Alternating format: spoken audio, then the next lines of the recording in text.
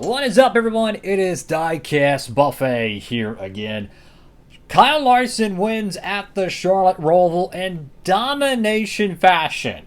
Absolutely obliterates the field, and there's probably going to be some spicy opinions from a lot of fans about this Charlotte Roval race. I'll try to keep this video very short form. I'm going to try to keep the editing minimal, so if there's any audio issues, I apologize. I want to go watch football. So, anyways, I actually picked Larson to win, so thank you, God, for that. That's the first prediction I think we've gotten right in the playoffs in terms of race winners. I did predict that Buescher and what's-his-face Chastain would win a race in the playoffs as a non-playoff guy. So maybe 3 partial corrections there. We got like 6 out of the last 8 in the final 8 picked correctly, I think, as well. So that's cool. If you want to pre-order that Race 1 diecast, make sure to pre-order your copy of it. I'm sure the 164 will get offered. It might be an authentic exclusive. So make sure to pre-order if you'd like to get it in the Gold Series over there at Circle of Diecast. Use promo code Diecastbuffet. So the Charlotte Roval once again shows that the next-gen car doesn't perform well on road courses. It just doesn't. It's a sports car. I think we've kind of talked about this enough. It's a sports car. It's supposed to race on road courses. If you put a BMW shell, a Porsche, a Mercedes-Benz on top of an next-gen car, it's probably going to look a lot like, what is it, IMSA or something. You know, it's going to look very similar to endurance racing. It's very similar chassis, very similar wheels, the tires, everything about it. It's spec series stuff. So that's already been talked about a billion times. I wish they would just run the oval, in my opinion. I'm happy Larson won because I'm a Larson fan, but the unbiased fan in me needs to be critical as well. I wish they would just run the oval.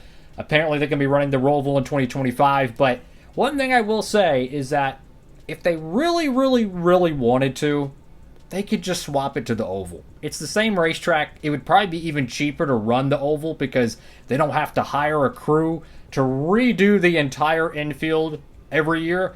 As soon as the 600's done, bam, the track's ready to go for fall just about. You know what I'm saying? Just minor things, you know, paint the infield a different color, X, Y, and Z.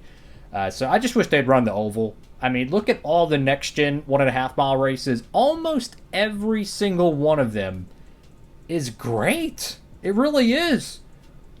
Tons of passing, hard racing, 2 and 3 wide battles, crazy crashes, controversy, everything that gets NASCAR ratings up. Let's just keep it real. So that's my 2 cents there.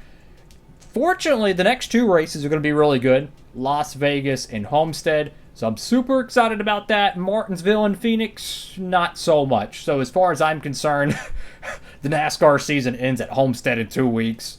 Because after that, it's just going to be like, okay, hurry up and get the season over so I can go watch football. One little thing I do want to touch on that I haven't talked about in my last few videos is they moved the NASCAR Xfinity Series to the CW, right?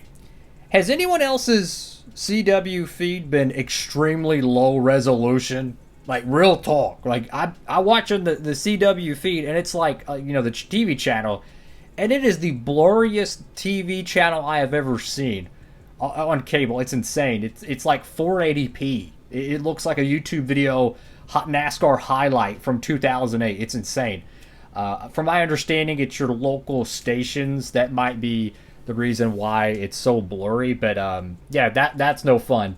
So knowing that you can't stream the CW races because you had to wait 24 hours to stream it, and then you're basically forced to watch it live when it's super blurry, I don't understand that. That's kind of cuckoo to me, but I digress.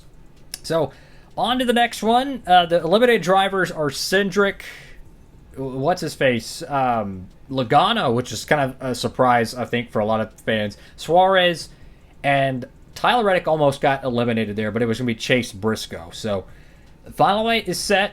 Who knows? All the Hendrick cars are still alive, so they literally have a 2005 or 2004 Roush Fenway chance at winning the championship. They have half of the final round, which that probably means there's like an 80% chance at least one of their cars, maybe even 90% chance, one of them's going to be at Phoenix based on just points alone.